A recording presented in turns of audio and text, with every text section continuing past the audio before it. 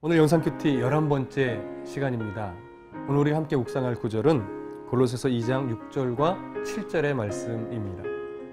그러므로 너희가 그리스도 예수를 주로 받았으니 그 안에서 행하되 그 안에 뿌리를 박으며 세움을 받아 교훈을 받은 대로 믿음에 굳게 서서 감사함을 넘치게 하라.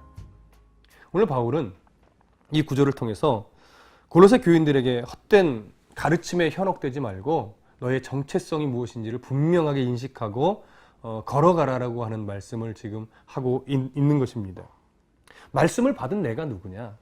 말씀을 받고 예수를 주로 시인하며 살아가고 있는 내가 도대체 누구냐라는 것을 바르게 인식하라고 하는 말씀이시죠. 바울은 디모데후서 4장 7절에서 이렇게 말씀을 하셨습니다.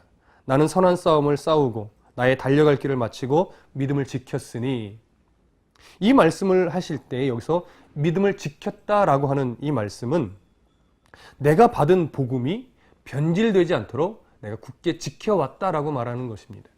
복음이 다른 헛된 가르침에 현혹되어 변질되지 않도록 복음을 바르게 붙잡고 복음을 지켜냈다라고 하는 이 고백인 것입니다.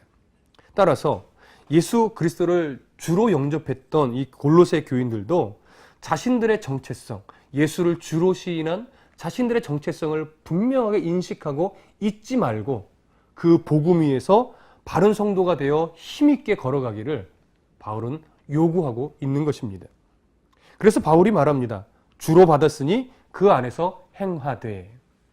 여러분, 주로 받았으니 그 안에서 행하되라고 말할 때 이 행하다는 말은 원문으로 보면 그 안에서 걸어가라는 겁니다. 계속하여 그 안에서 벗어나지 말고 예수 그리스도 안에서 걸어갈 것을 지금 바울이 말하고 있는 것입니다. 우리가 예수 그리스도를 주인으로 영접했습니다. 그래서 우리는 구원의 감격을 갖고 있습니다. 그런데 삶은 자꾸 예수 그리스도 밖에서 걸어가려고 합니다. 왜냐하면 세상이 주는 재미와 유익이 더 크기 때문에 그렇습니다. 창세기에 보면 룻이 아브라함과 목초지가 부족한 탓에 서로 갈라지기로 서로 합의를 봅니다. 그래서 아브라함이 롯에게 네가 먼저 가서 거할 땅을 선택해라. 그럴 때 롯이 까치발을 들고 이렇게 둘러보면서 어디가 좋은가 살펴봅니다. 그리고 나서 선택한 곳이 요단 지역입니다. 바로 소돔과 고모라가 있는 땅이지요. 근데 성경은 그곳이 바로 여호와의 동산 같고 애굽과 같았다라고 기록하고 있습니다. 여호와의 동산 같다라고 하는 표현이 긍정적인 표현인 것 같지만 거기서는 긍정적인 표현이 아니라 그냥 풍요로웠다는 의미입니다. 그리고 애굽과 같았다는 것은 그 안에 있던 그런 문화가 애굽처럼 화려하다는 겁니다. 근데 왜 그 문화가 화려할까요? 바로 우상의 문화 때문에 그렇습니다. 우상의 문화는 음악이 아주 현란합니다. 춤이 굉장히 관능적인 춤입니다. 그리고 우상을 섬기는 문화 속에서 항상 빠지지 않는 게 성적 타락입니다. 그러니까 바울은 그 안에 있는 여러 물질의 풍요로움과 문화의 즐거움이 좋아 보였던 겁니다. 그래서 그 소돔성 가까이 가서 자기의 장막을 칩니다. 근데 재밌는 것은 처음에는 그 소돔성 안으로 들어가지 않습니다. 소돔성 곁에서 장막을 내리는데 그 이유가 무엇이겠습니까? 그 안에 있는 죄는 안 빠지겠다라고 하는 거죠. 다만 그것이 주는 문화와 그것이 주는 풍요로움만 내가 누리겠다라고 하는 겁니다. 그런데 창세기 19장으로 넘어가면서 소돔과 고모라 상이 멸망할 그 시기가 돼서 소돔 안에 이 롯의 장막이 옮겨지는 것을 볼 수 있습니다. 그리고 성문에 롯이 앉아 있습니다. 왠지 아십니까? 유지가 되었기 때문에 그렇습니다. 당시 어떤 성의 성문에 앉아 있다라고 하는 것은 그들의 재판관이나 유지들만이 그럴 수 있었습니다. 이방인이었던 롯이 소돔성 곁에서 장막을 쳤다가 그것이 주는 소돔성이 주는 문화 혜택만을 누리겠다고 했었는데 점차 이 롯의 장막은 소돔성 안으로 들어가고 있었습니다. 그리고 이미 들어갔습니다. 그리고 거기서 유지가 될 만큼 그 문화에 아주 동화되어 버렸습니다. 그리고 소돔성에서 하나님의 천사들을 남자인 줄 알고 내 나라 우리가 상관하겠다는 그 사람들에게 롯은 이렇게 말합니다. 내 형제여. 얼마나 가까워진 걸까요? 여러분, 그리스도인의 정체성은 내 위치와 존재됨과 그 본질을 놓치게 되면 나는 이길 수 있을 것 같은데 결국 그것에 헤어나지 못하게 되고 오히려 그곳에 한 걸음 들어간 것이 온 몸까지 들어가게 되는 결과를 낳는 겁니다. 여러분, 죄의 현장에 내 몸이 들어가 있는데 죄를 이길 수 있다고 말하는 사람이 있습니다. 천만에요. 성경은 그럴 수 없다라고 증언하고 있습니다. 롯을 보십시오. 솔로몬을 보십시오. 동맹 정략 결혼을 한번 한 이후에 30년이 흘러서 1000번째 그 복을 받고 나서 그런 수백 명의 여인들과 정략 결혼을 맺고 오히려 우상을 숭배하는 자로 전락해버렸습니다. 우리는 죄와 싸워 이길 수 없는 존재입니다. 근데 많은 사람들이 거룩한 삶을 살아간다고 하는 사람들이 이것을 모릅니다. 나는 죄와 싸워 이길 수 있다고 생각합니다. 내 열심과 내 노력과 나 정도 기도하면 죄와 이길 수 있다고 생각합니다.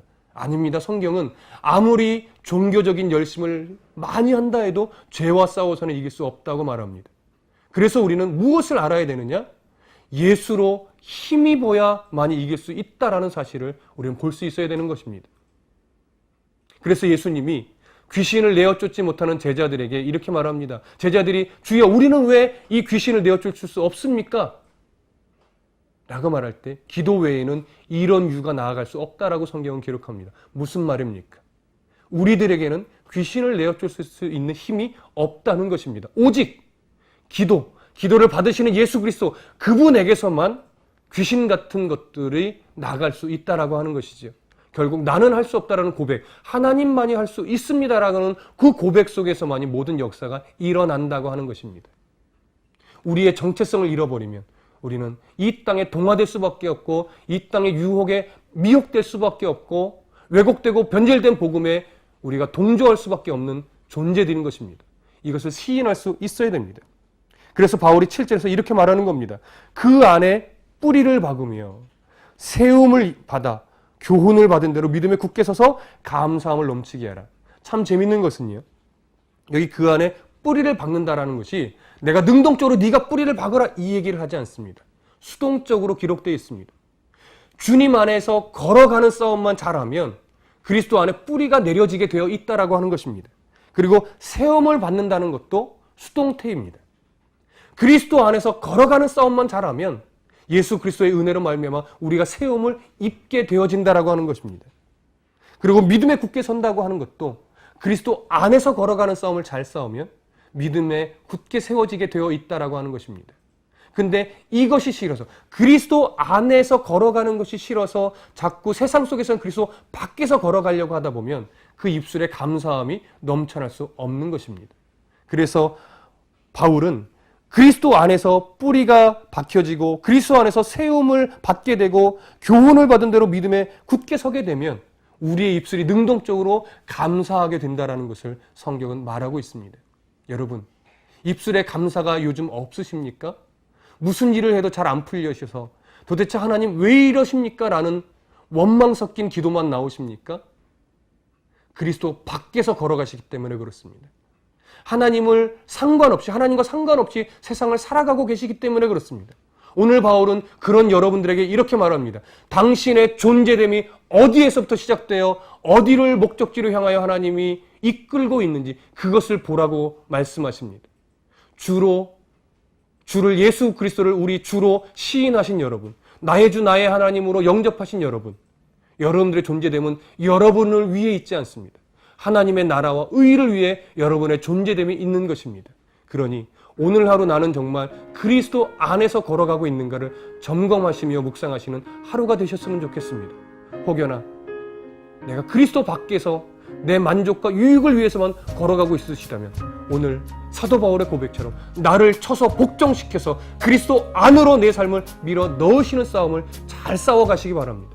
그러면 믿음에 굳게 서시게 될 것입니다. 그러면 말씀의 뿌리를 내리게 되실 것입니다. 그러면 하나님이 세워주시는 은혜를 경험하시게 될 것입니다.